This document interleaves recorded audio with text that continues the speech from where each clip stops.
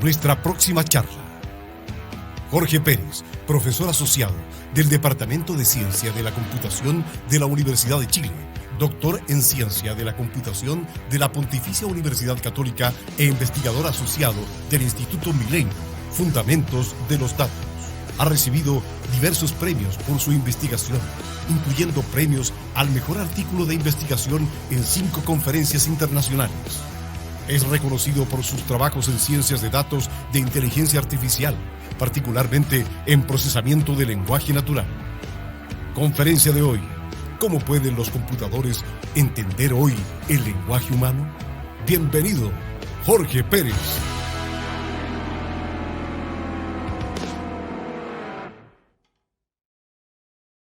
El lenguaje es la característica distintiva de la especie humana.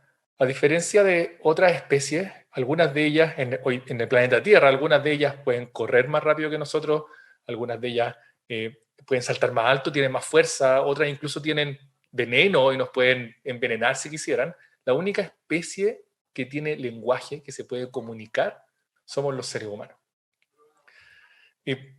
Hoy día tenemos una nueva especie en nuestro planeta, que son los computadores, y lo que les voy a hablar hoy día es de cómo los computadores pueden procesar y en parte entender, y vamos a tratar de darnos cuenta qué significa eso, hoy día el lenguaje humano.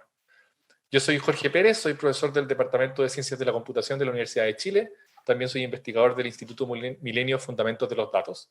Si se quieren comunicar conmigo en algún momento, pueden hacerlo ahí a mi Twitter, donde a veces hablo de este tipo de cosas, de inteligencia artificial y también de datos y cómo influyen también en la sociedad. Si yo les muestro estas dos imágenes, supongo que todos ustedes, cuando las están viendo, algo entienden. A pesar de que es solo una imagen, les llega algo y su cerebro lo decodifica y lo pueden asociar a algo que ustedes han visto en la naturaleza. Al menos esta imagen, la que ustedes ven a su lado izquierdo, es una imagen obviamente de un gato. Y lo que es interesante es que la imagen del lado izquierdo es algo que ustedes se supone que han visto que existe, ¿sí? La imagen del lado derecho no es algo que ustedes hayan visto naturalmente, pero sí lo pueden asociar a este concepto que es un concepto de la naturaleza, este gato. Sin embargo, si yo les muestro eso de ahí abajo, eso es algo que ustedes no pueden asociar visualmente a un objeto que existe en la naturaleza. Si algunos de ustedes saben un poco de idioma oriental, seguramente van a saber lo que dice ahí. Ahí dice neko. Similarmente, eso de ahí también es un objeto que algunas personas pueden mirar y asociarlo a algo, pero lo que quiero mostrarles es que estos objetos, a pesar de que este de acá es como un dibujo, este también parece un dibujo, y este también, son radicalmente distintos en el sentido de que de alguna manera este está tratando de representar visualmente un objeto que existe en la naturaleza. Estos de acá no. Estos dos son la forma de escribir la palabra gato en distintos idiomas. Este es el idioma nuestro, ¿sí? Gato. Entonces, quiero que nos detengamos un poco en esta situación. Esta situación es una situación bien como para nosotros muy natural, pero es bien extraña realmente. Porque nosotros tenemos estos símbolos, estos se llaman símbolos, en estos 3 casos son solo símbolos, y estos símbolos son una manera de representar un concepto que está ligado a un objeto natural. Entonces, en la parte de arriba tenemos cosas que están directamente ligadas a algo natural. En la parte de abajo tenemos símbolos que los humanos en distintas culturas hemos creado para asociarlos a conceptos que sí existen naturalmente. Entonces, ¿por qué doy énfasis a esto? Porque si bien, si por ejemplo ustedes pueden meter estos símbolos de acá, lo pueden meter a un computador, ¿sí? Ustedes pueden escribir, ustedes mandan un WhatsApp, escriben un correo electrónico y escriben la G, la A, la T y la O. Pero sin embargo están escribiendo solo símbolos que cuando otra persona los ve y los decodifica, entiende que ustedes se están refiriendo a este objeto que es el que están viendo arriba, que es un gato, ¿sí? Sin embargo, la forma que usamos son estos símbolos que parecen extraños. Como les decía antes, para nosotros es natural, pero esto es sumamente extraño, sumamente extraño. Esto es muy razonable, ¿no? Y es como los antepasados nuestros cuando no tenían lenguaje. Esta era la forma en que ellos representaban cuando se querían comunicar, ¿sí? Esto es muy poco razonable. pero de alguna manera los humanos lo hemos desarrollado con el tiempo y nos ha permitido varias cosas. Varias cosas de las más importantes es que nos permiten comunicarnos, nos permiten coordinarnos y sobre todo, y esto es algo que posiblemente no lo capturamos siempre, han permitido la revolución tecnológica que estamos viendo hoy día, la revolución de los datos. Estos son datos. Yo no estoy metiendo un gato realmente al computador, yo estoy escribiendo de alguna manera, estoy perpetuando esta información que me va a permitir comunicarme con, no sé, civilizaciones que van a venir muchos años después porque la voy a tener guardada en algún medio. ¿Sí? Entonces, entendemos todo, y yo creo que para ustedes es muy natural que, bien, el computador puede almacenar la G, la A, la T, la O, si es que es un computador que está hecho para personas que son orientales, va a poder almacenar ese otro símbolo que representa gato, pero si nosotros almacenamos la G, la A, la T, la O, eso simbólico, ¿estamos almacenando la idea de gato? Y la respuesta evidente es que no. ¿Sí? El computador simplemente almacena estos símbolos, pero el computador, a diferencia de nosotros, que cuando nos dicen los símbolos los podemos decodificar y entender que nos estamos refiriendo a un objeto, el computador no puede representar eso de manera evidente, al menos. Cuando yo escribo gato, el computador no entiende que yo estoy hablando de un animal que tiene 4 patas, cola, típicamente tiene pelo y bigote, y le gustan los ratones. No está entendiendo esto, está simplemente juntando símbolos. Entonces, la pregunta que es como directa, que es evidente, es como, ¿puede el computador hoy día, con los avances tecnológicos, representar el significado de una palabra? En este caso, representar el significado de la palabra gato, más allá de los símbolos, G-A-T-O, es el significado, así como lo representamos nosotros. ¿Qué es lo que es realmente un gato? ¿Sí? Lo que voy a hablarle en esta presentación del Summit de Inteligencia Artificial del Duo QC es acerca de cómo hoy día, como la forma moderna en que los computadores pueden representar el significado de una palabra. Así como va a partir rápidamente, esta es una manera moderna en la que el computador puede representar la palabra gato. Y es, obviamente ustedes están mirando esto y es una cuestión súper extraña, no se entiende nada, ¿no? Son un montón de números, puros números reales. Si ustedes lo miran un poquito más en detalle, están todos entre -1 y 1, y son 300. En este caso son 300 números. Entonces, lo que los voy a convencer hoy día, espero convencerlo durante esta presentación, es que una forma natural en que los computadores pueden representar el significado de las palabras es usando lo que se llaman representaciones vectoriales. Muchos de ustedes seguramente ya han pasado por algunos cursos o saben de antes algunos conceptos matemáticos. Un vector es simplemente una secuencia de números que nosotros en general la usamos para representar como un punto en el espacio. Típicamente los humanos podemos manejar vectores en 2 dimensiones o en 3 dimensiones. Este es un vector en 300 dimensiones.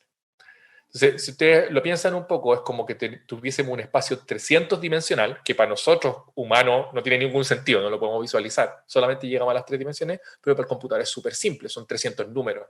El computador está acostumbrado a, no sé, usar miles de millones de números, ¿sí? Gigas, teras, y 300 números no es nada. Entonces, la manera moderna en que hoy día podemos representar significados de palabras para los computadores es usando estos vectores.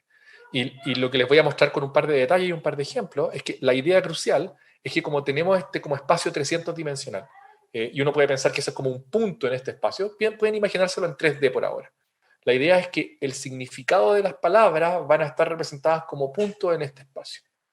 Entonces, naturalmente, la palabra gato y la palabra tigre van a estar como cerca en este espacio.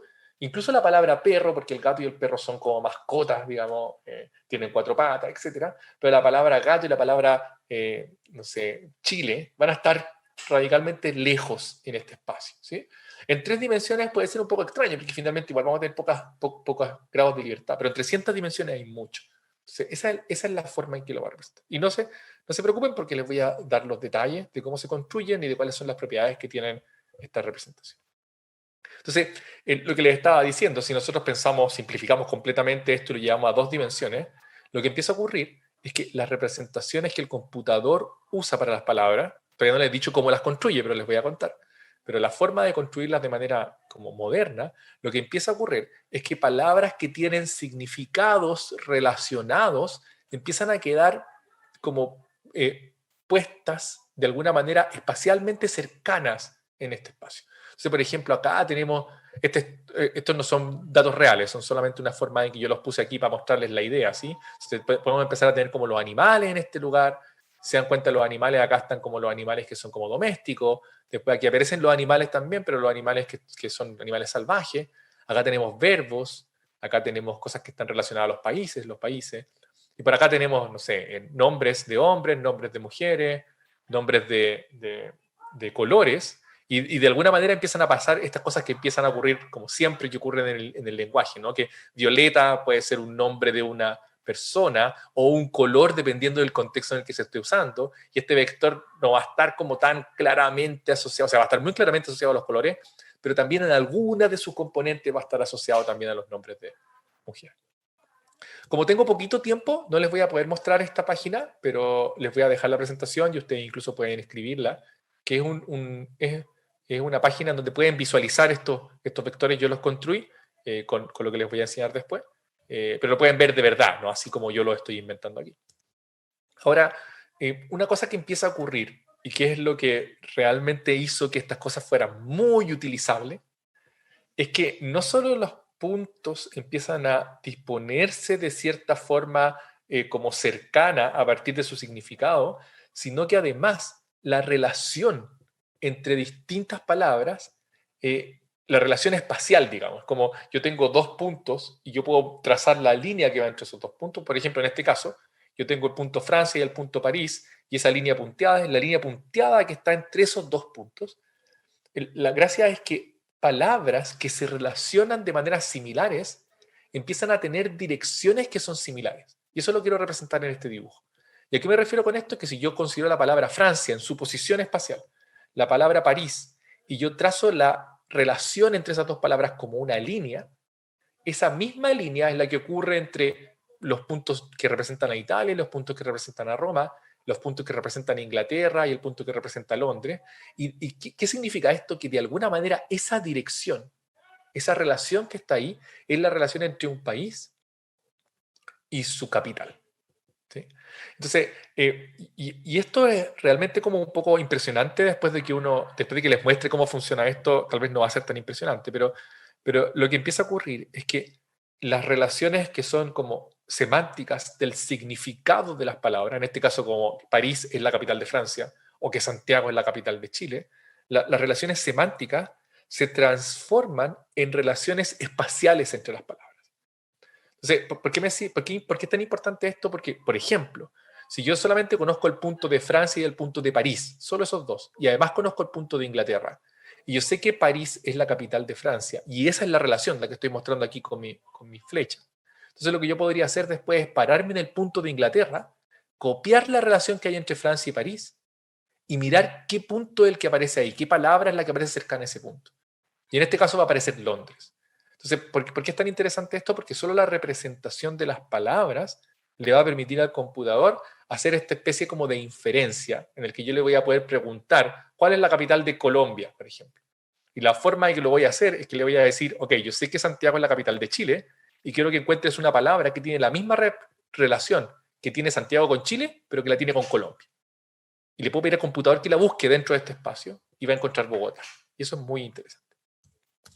De hecho, posiblemente como lo que mostró el primer artículo de investigación que propuso esta idea de representar palabras con vectores, de la forma en que les voy a presentar hoy día, esta idea de que no solamente puedo representar como esta semántica, por ejemplo, la que les mostré recién de país-ciudad, país-capital, sino también, por ejemplo, de género. Entonces, si yo tengo el vector que representa la palabra hombre y el vector que representa la palabra mujer y la dirección entre ellos dos, y después veo el vector que representa la palabra reina, y busco un vector, un punto, que tenga la misma relación que tiene hombre con mujer, pero con respecto a rey, voy a encontrar la palabra reina. ¿Sí? Entonces lo que voy a hacer ahora es mostrarle una pequeña demo que tengo en mi computador de estos vectores, solamente para que vean cuáles son las cosas que se pueden lograr. ¿Sí? Entonces, estos son un poco código que no tiene por qué entenderlo, yo igual se los voy a dejar disponibles si lo quieren usar después, pero lo que quiero mostrar es que tengo un par de funciones a los que conocen un poco de Python, un block de Python. Entonces aquí lo que yo hice fue cargar estas representaciones, que después les voy a decir cómo las computo, pero simplemente las cargué. Entonces yo le puedo mostrar esta representación de gato, son los 300 números que ustedes vieron recién. Entonces lo que le estoy diciendo al computador es, muéstrame la representación de gato. De hecho, le puedo decir que me muestre la de perro también si quiero. ¿Sí? Y me va a dar otro vector. No sé si ustedes alcanzaron a ver, pero cambió en otro de estos vectores de 300 componentes. Entonces lo que puedo hacer es empezar a preguntarle estas cosas como las que les mostraba recién. Entonces le estoy haciendo aquí esta pregunta que dice es a como, y se tiene que leer así. Es como hombre es a rey, como mujer es a, y eso es lo que quiero preguntarle al computador. ¿Cuál es? Entonces si yo ejecuto esto, el computador me da estas tres opciones. Me dice reina, consorte o infanta. Y quiero tratemos de interpretar esto. Lo que está haciendo el computador es que simplemente está tomando el punto que representa la palabra hombre, el punto que representa la palabra rey, el punto que representa la palabra mujer, y le estoy pidiendo, dame otra palabra que tiene la misma relación que tiene hombre con rey, pero desde mujer. Me entrega varias otras, y reina es la que me la entrega como con mayor certeza, que es este número grande que está aquí, el número que es más grande que está aquí arriba, ¿sí? Entonces, lo que quiero que entiendan acá, que puede ser un poco extraño, es que el computador no está mirando las palabras realmente, está mirando los puntos, está mirando estos números. Está mirando estos números, está mirando los números que representan a hombre. De hecho, yo le puedo poner aquí hombre para que ustedes vean cuál es el número que tiene. ¿Sí? Hombre. Está mirando ese número. Está mirando el número de rey, que es el que voy a escribir aquí arriba ahora. Rey. Eso. Está mirando el número de mujer. Y está tratando de encontrar otro punto que corresponde a estos números que está cerca de esta misma relación. Y está encontrando estos tres de aquí. ¿Sí? Entonces, por ejemplo, no sé, yo puedo poner esto, hombre, profesor, mujer, y todos ustedes deberían, ahora cuando yo estoy como en vivo haciendo esta presentación, le pregunto a la gente, ¿qué es lo que debería salir? Todos ustedes deberían estar mirando, deberían decir, profesora. ¿Sí?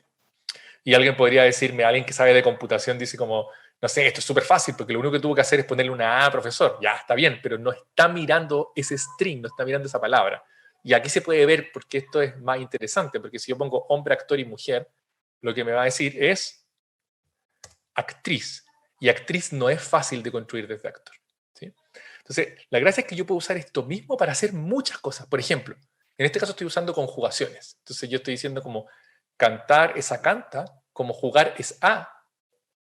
Eso no es fácil, ¿no? Por ejemplo, para una persona que está recién aprendiendo español, no es fácil decir que jugar con canta se conjuga como juega, no es juga. Es como, no sé, si uno piensa como en los niños, en un sobrino que tenga un hermano chico o un hijo, cuando uno le empieza a enseñar como conjugaciones a los niños y a las niñas, es súper difícil que conjuguen estos verbos que son irregulares, ¿sí? Entonces, por ejemplo, aquí, jugar, juega, dormir, no sé, dorma, podría decir un niño, ¿sí? Pero es duerme, ¿sí? No es fácil. Y jugar, juega, comer, come. Este es un poquito más, podría ser un poquito más fácil sintácticamente, pero lo que quiero mostrarle acá es que el computador no está conjugando realmente. El computador lo que está haciendo es buscando puntos que cumplen cierta relación en un espacio de 300 dimensiones. Podemos hacer lo mismo con parentesco. De hecho, este es bien interesante.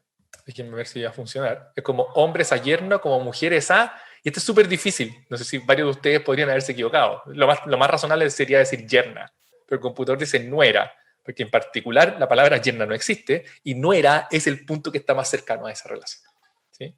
Pueden ver lo de capitales. Chile, Santiago, Venezuela, Caracas. O Chile, Santiago, Cuba, Habana. Lo de los países, pero también empiezan a pasar cosas bastante más interesantes, ¿sí? Y esto se pone un poquito más peliagudo, pero noten lo que estoy haciendo aquí.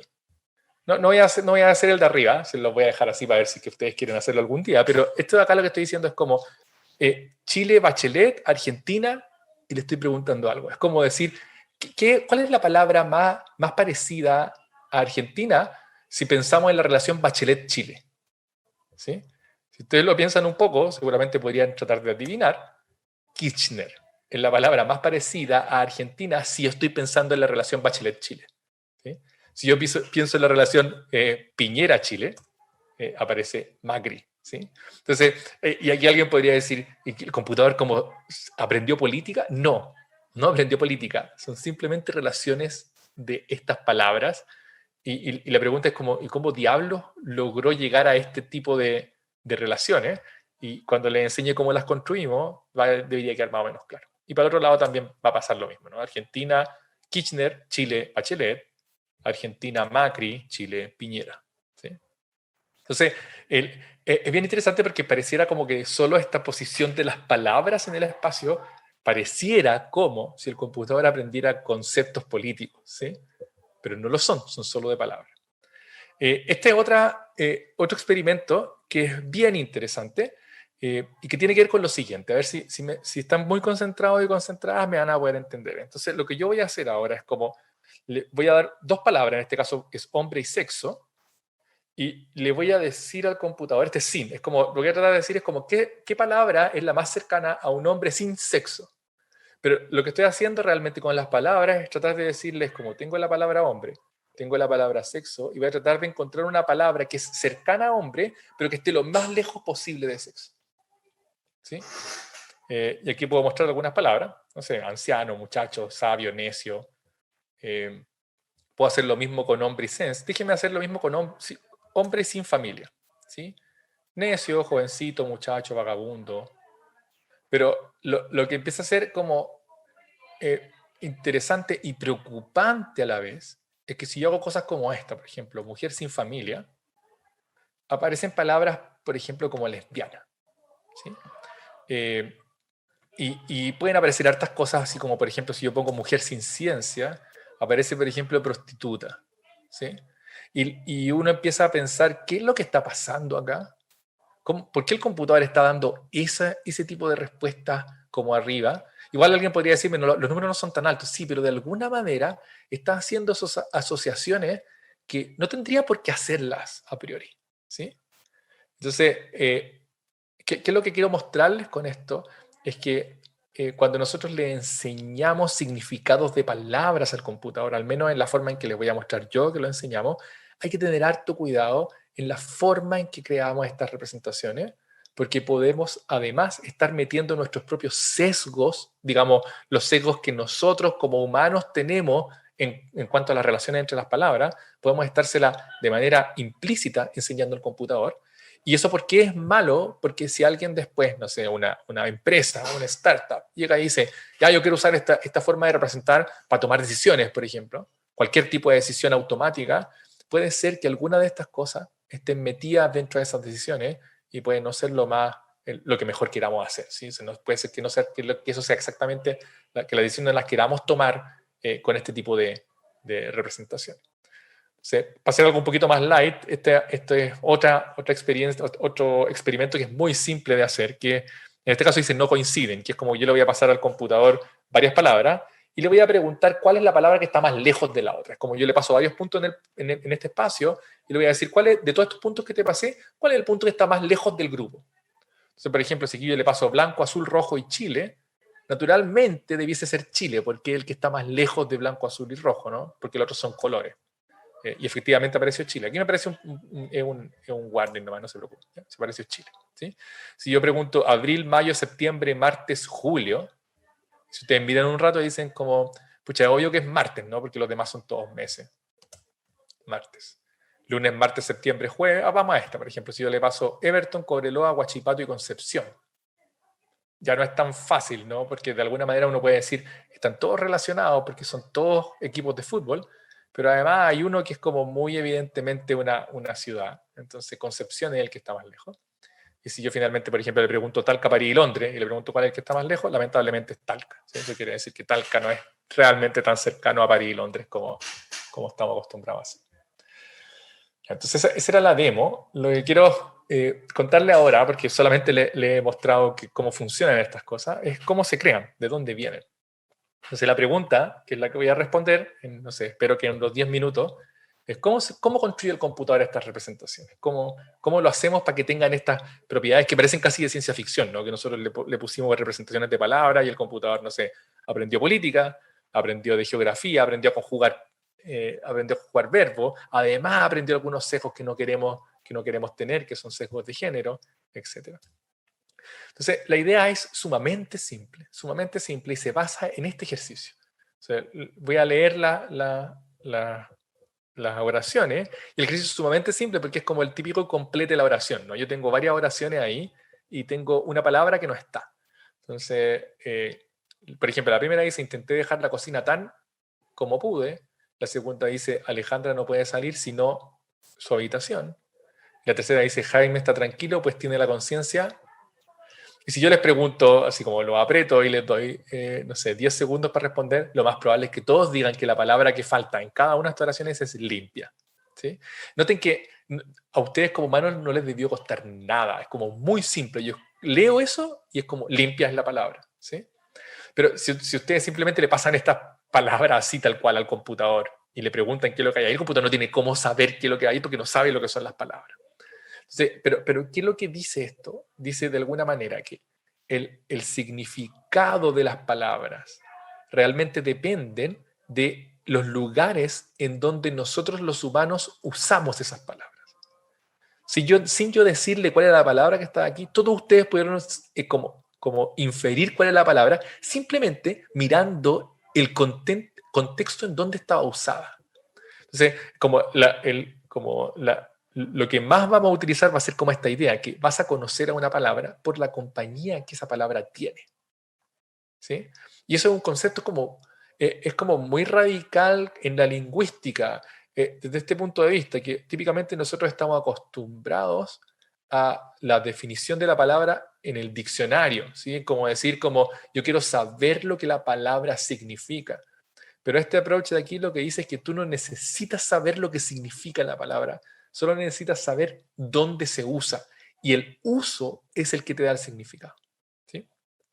Entonces, ¿cuál es la idea? Si nosotros queremos enseñarle significado, entonces, perdón, voy inmediatamente a la otra lámina. Si nosotros quisiéramos enseñarle significado al computador, en vez de tratar de explicarles el significado de cada palabra con un diccionario, lo que podemos hacer es tratar de contarle al computador de alguna manera en qué lugares se usa esa palabra.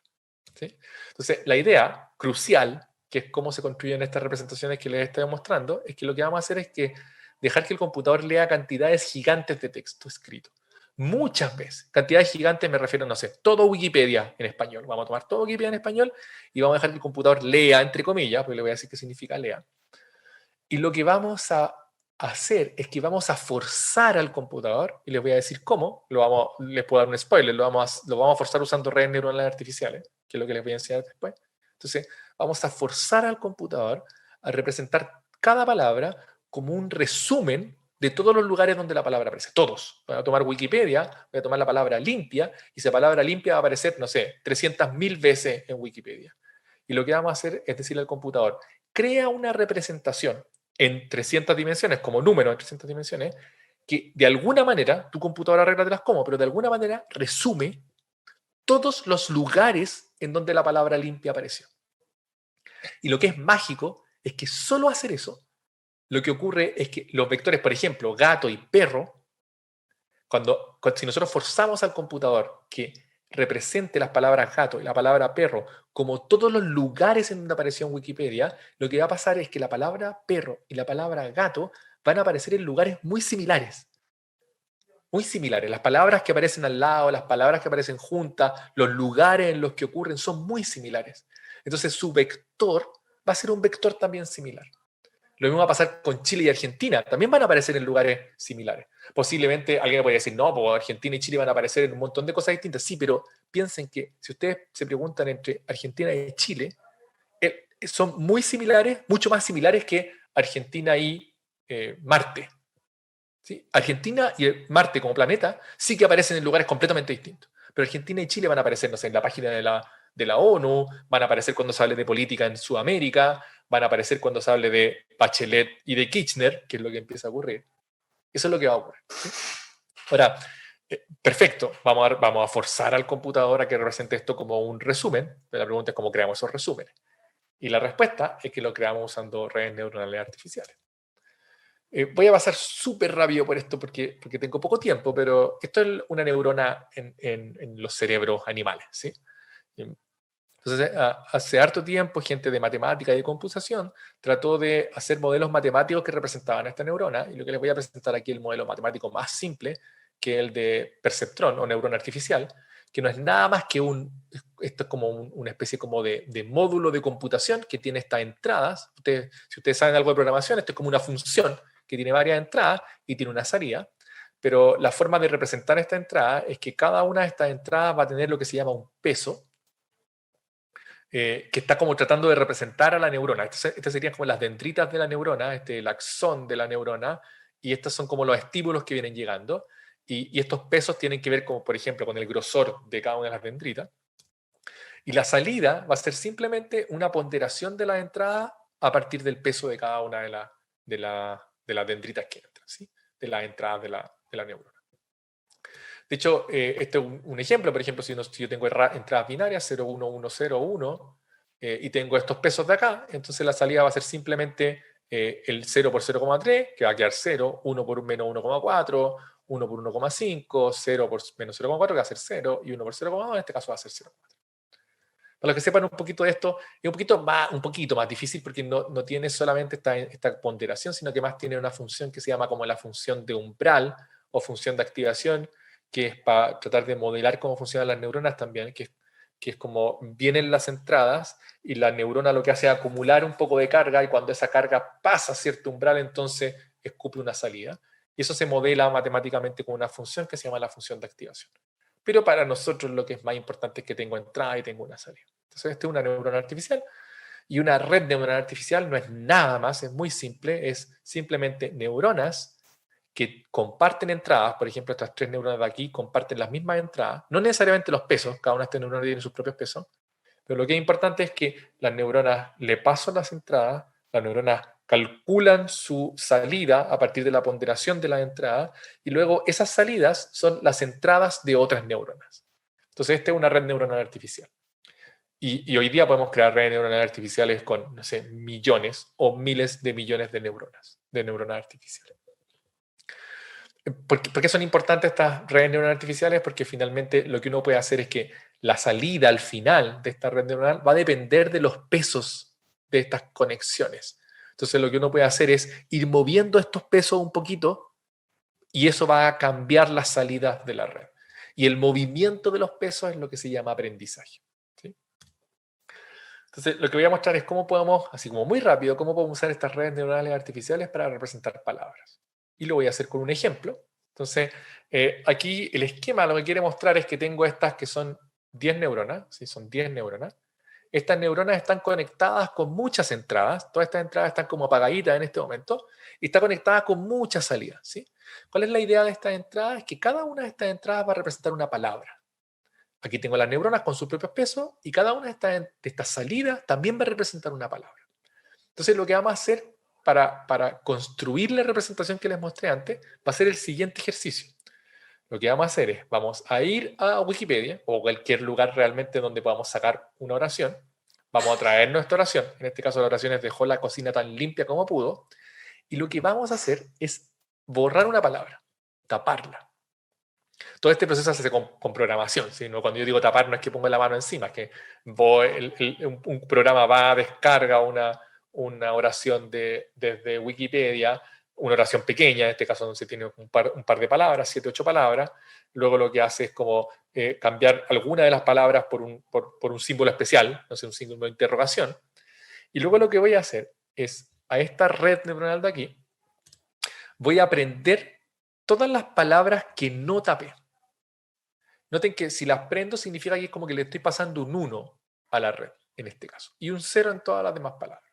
Eso lo que va a hacer es activar algunas de estas neuronas que están acá. Y lo que voy a hacer es pasar estas activaciones, y luego voy a mirar en la salida cuál es la palabra que resultó tener la activación más alta. Y voy a interpretar eso, lo voy a interpretar de la siguiente forma. Lo que voy a interpretar es que, es una interpretación nomás, pero lo voy a interpretar como que el computador dice que la palabra que falta es la que tiene mayor valor aquí. Entonces, lo que está diciendo el computador en este caso es que la palabra que falta es botella. Nosotros que fuimos a buscar esta oración sabemos que la palabra que falta no es botella, que la palabra es limpia. Entonces, lo que vamos a hacer es enojarnos con la red. Le vamos a decir: red, no es botella. No le vamos a decir es limpia. De hecho, más o menos, pero por ahora pues, ustedes pueden pensar que no le vamos a decir que es limpia. Le vamos a decir simplemente que no es botella. Y lo que le vamos a decir es: por favor, nunca más que te pase estas palabras me digas botella, porque ya sabes que no. Y para eso lo que la red va a hacer es cambiar alguno de esos pesos de manera tal que no diga botella la próxima vez. Entonces le vamos a pasar lo mismo de nuevo y me va a decir gato. Y obviamente nos vamos a enojar porque gato no es la palabra. En algún momento, la red, si seguimos con este proceso, cambiando los valores, obviamente no es al azar. Hay procesos, para los que saben un poquito más, esto se hace con una cuestión que se llama backpropagation, que es como el error lo propago hacia atrás de tal manera que los pesos se adapten para que ese error no se vuelva a cometer. Si nosotros hacemos esto bien, en algún momento la red va a decir limpia. Y en ese caso vamos a estar contentos y le vamos a decir, bien red, lo hiciste súper bien. Refuerza tus pesos de tal manera de que me digas limpia la próxima vez si te pasó algo parecido. Lo que es interesante es que hay una alta probabilidad que si nosotros sacamos estas oraciones al azar desde Wikipedia, desde libros, desde películas, etcétera, que haya otra oración en donde diga dejó la cocina tan ordenada como pudo. Y en ese caso nosotros también vamos a premiar a la red. Si es que existe una oración donde puso ordenada, entonces también la vamos a premiar. Pero no la vamos a premiar cuando diga marinero, zapato o botella, ¿sí? Entonces, lo que vamos a hacer es repetir este proceso millones de veces, miles de millones de veces, con miles de millones de oraciones distintas, con miles de millones de palabras distintas, y lo vamos a repetir y repetir y repetir y repetir. De tal manera de que la red va a ser muy buena para resolver este problema de cuál es la palabra que falta, complete la oración, ¿sí? ¿Cuál va a ser la gracia? La gracia es que después de que lo haga, nosotros podemos mirar esta como las neuronas que quedaron aquí, y esa va a ser nuestra representación. De hecho, es un poquito diferente, porque esto que les enseñé debería ser como más o menos natural para ustedes, pero como lo hacemos realmente en la otra dirección. Y esto es muy poco intuitivo, pero así es como lo hacemos realmente en la práctica, es que nos buscamos esta frase, tapamos todas las palabras y solo dejamos una, en este caso es limpia, y lo que esperamos es que de alguna manera, bueno, no es de alguna manera, es una cuestión bien técnica, se llama backpropagation y descenso de gradiente, pero ustedes pueden buscarlo por ahí después si quieren. Lo que vamos a tratar de hacer es que la red prediga a la salida todas las palabras que faltan.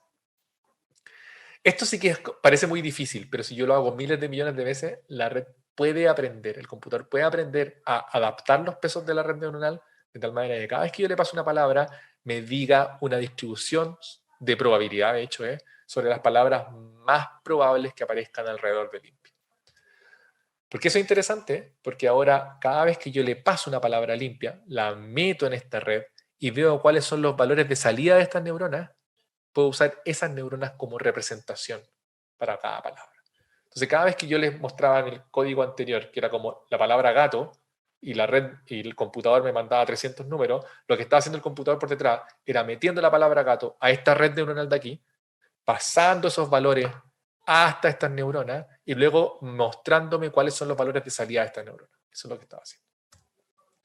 Ahora, la gracia es que, si bien son representaciones solo de palabra, es muy fácil usar representaciones como para oraciones simplemente sumando estos vectores, ¿sí? Y eso es como un poco extraño, porque es como los humanos no pensamos así, no funcionamos de esta forma, no tenemos como representaciones para cada una de las palabras y después simplemente las sumamos y se las mandamos a otra persona, pero computacionalmente funciona muy bien. Ya me estoy quedando un poco sin tiempo, pero todo esto que les estoy mostrando lo pueden descargar si ustedes son más tech, más computines, lo pueden descargar de un... De hecho, les voy a dejar los links al sitio. Estos son como... el término técnico es word embeddings. Word embeddings son las representaciones vectoriales de cada una de las palabras y ustedes las pueden descargar del sitio de la Universidad de Chile y jugar con ellas, cargarlas y replicar el código que les estaba mostrando aquí. Solamente le quiero mostrar un par de aplicaciones muy rápidamente. Una aplicación que uno puede hacer con esto es, por ejemplo, bueno, todos sabemos que ahora viene el proceso constituyente. Antes de este proceso constituyente hubo un proceso constituyente en el año 2016, como un proceso constituyente impulsado por la presidenta Bachelet en ese momento, donde la gente se juntaba a discutir y discutían acerca de qué cosas tenía que haber en una constitución. Hubo 8.000 encuentros locales, 205.000 argumentos políticos en donde las personas se juntaban y escribieron 205.000, eso es mucho, 205.000 textos que decían qué es lo que ellos y ellas esperan en una constitución. Y lo que uno puede hacer es usar estas técnicas, por ejemplo, para poder empezar a analizar, porque los textos eran libres, completamente libres, la persona podía escribir lo que quisiera, ¿sí? Entonces, una de las herramientas que creamos en ese momento, que la pueden buscar en constitucionabierta.cl, es una forma de analizar lo que las distintas comunas dijeron cuando uno agregaba todos los textos que escribieron y empezar a poder rankear las comunas según especies de conceptos constitucionales. Entonces, por ejemplo, si uno ve como libre iniciativa económica, esto es una cuestión abierta, como cuántas veces aparecen conceptos similares a esto en lo que se está hablando en los distintos encuentros. Uno puede ver que, no sé, las comunas del sector oriente en Santiago están más interesadas en ese tema. Si uno ve, por ejemplo, derecho a sindicalizarse, es completamente lo contrario, ¿no? Las comunas del sector norte o poniente son las que están más interesadas. Si uno ve, bueno, esta es otra cosa interesante que uno puede hacer, es que solamente usando vectores de palabra y haciendo una especie de clúster, uno puede empezar a mirar como cuáles son las comunas más similares respecto a lo que están opinando, y uno puede agruparlas de esa forma. Así, esta es una agrupación que obtuvimos, esto es lo que se llama como un clustering jerárquico, y es muy razonable como un ex post, ¿no? Uno después de que lo ve es como una agrupación muy razonable, pero esto es una agrupación que no tiene que ver con la comuna misma, sino con los textos de las personas que participaron en los encuentros de esas comunas y qué es lo que pensaban esas personas que tenía que estar en la Constitución. Y es muy similar a lo que uno podría hablar los distritos de votación dentro de Santiago, ¿sí? Escribí un artículo en eso y como muy rápidamente le quería mostrar otra aplicación que tiene que ver más con cosas también que nos están afectando hoy día, el COVID en particular. Hubo una encuesta que hizo en la Escuela de Salud Pública de la Universidad de Chile, en donde le preguntaban a las personas, le hicieron varias preguntas. Una pregunta importante es ¿por qué no ha consultado? Es como decir, las personas si tenían síntomas de COVID, podían responder a esta encuesta y decían, sí, yo tengo síntomas de COVID. Después le preguntaban, ¿fuiste al doctor o no fuiste al doctor? ¿O te hiciste un PCR, etcétera? Si la respuesta era no, la encuesta les daba varias opciones. Una es por el costo económico de la consulta, otra no sabía dónde hacerse la consulta, otra es porque estaba esperando a ver si empeoraba, y tenían una respuesta abierta, que era otra. Y lo que se encontraron es que en un mes recibieron 10.000 textos libres en la respuesta como otra. Y lo que le pasó a la gente del Instituto de Salud Pública es que dijeron, ¿qué diablo hacemos con estos 10.000 textos? O sea, de alguna manera ellos intuían que había mucha información ahí, pero no tenían nada que hacer con ello. Y lo ayudé yo un poco, y lo que hicimos fue lo mismo que les mostré recién. Tomamos los textos, los combinamos, estos 10.000 textos, y los pusimos espacialmente y empezamos a notar ciertos patrones. Y aquí es como muy claro los patrones que se hacen. Aquí adelante no, pero si uno se mete un poquito más, esta es una figura 3D. Entonces, hay un patrón que teníamos acá, era, no sé, había por temor a contagiarse, no había ido a consultar. Había otros como que los síntomas lo asociaban a otra cosa. Así como yo sé que estos síntomas son habituales en mí, entonces no es una cuestión que requiera que yo vaya a consultar. Y con este trabajo lo que pudimos hacer es que después de que clusterizamos, es que pudimos agregar al menos 3 opciones nuevas a esta encuesta que aparecían directamente de los datos. Uno era temor al contagio, otro es que los síntomas eran leves o habituales en la persona, y otro es que no querían sobrecargar el sistema de salud. Y además tenían una opción otra, pero la siguiente vez que hicieron esto con la opción otra, recibieron muchos menos textos libres, y ahora era mucho más razonable poder analizarlos de manera manual, ¿sí? Solo para cerrar, lo que le hablé recién son vectores o embeddings que son totalmente independientes. O sea, para cada palabra yo le doy un embedding, pero hoy día lo que mejores resultados da es que cuando yo tengo un texto y quiero un embedding, un vector para una palabra, lo que hago es hacer depender ese vector del contexto en el que aparece. Y la técnica más buena que ocurre, que existe hoy día, una que se llama BERT. No tengo tiempo para mostrarles esta demo, pero sí les puedo dejar el GitHub donde pueden descargar el BERT en español. Se llama Beto, también está en el GitHub de la Universidad de Chile. Y ahí está el link, pueden ver después la demo si quieren. Es bien interesante usar este Beto. Para terminar con la presentación, les dejo como... no sé si alguno de ustedes seguramente vieron esta película que está acá. Si no, vayan a verla. Se llama La Llegada o The Arrival. Y es bien interesante porque es como una... No les voy a dar spoiler, pero parte de la película tiene que ver con una metáfora de que llega un ente extraño, y lo que tenemos que hacer inicialmente como humanos es poder comunicarnos con entes extraños, ¿sí? Y hay todo un problema ahí de lenguaje, de cómo nos comunicamos.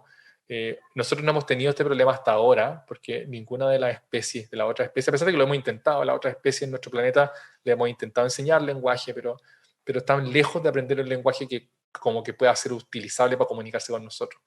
Pero hoy día, en la historia de la humanidad, tenemos esta nueva especie un poco extraña que se llama computador, que la creamos nosotros mismos, pero que es como razonable con la tecnología actual empezar a tratar de enseñarle este lenguaje humano y poder comunicarse con ellos. Esa fue mi presentación de cómo pueden los computadores procesar hoy el lenguaje humano. Como ya les había dicho, yo soy Jorge de la Universidad de Chile y del Instituto Milenio de Datos, y se pueden comunicar conmigo en mi Twitter o mandarme un correo electrónico. Estoy súper abierto a discutir estos temas y les voy a dejar también la presentación disponible para que puedan verla después. Muchas gracias.